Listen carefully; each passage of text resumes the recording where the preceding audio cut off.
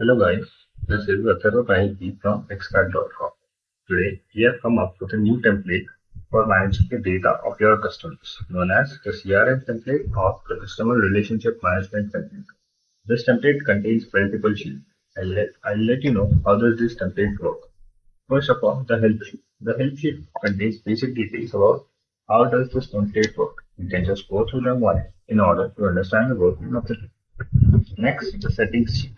The settings sheet contains the details about the settings which have been used in the CRM sheet and the sales log sheet.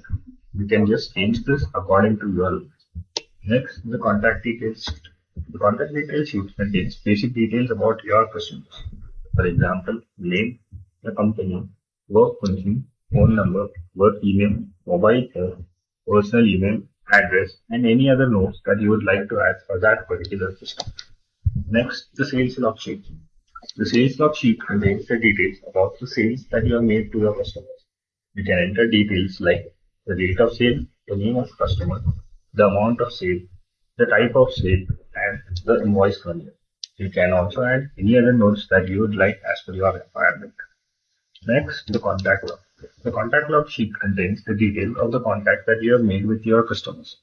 It contains details like the date of contact, the time of contact, the name of customer, the purpose of contact, and the method of contact. For example, phone, email, etc.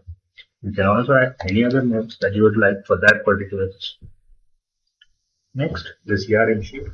This sheet contains the details of customers like the name of customer, the company, the work function, the phone number, email address, and any other estimates that you think that you will be able to get from this customer, the date of last contact with this customer, the next action that you plan to do for this customer, the next contact date for that customer, and the lead status, whether it is cold, warm, hot, worn, lost, or active.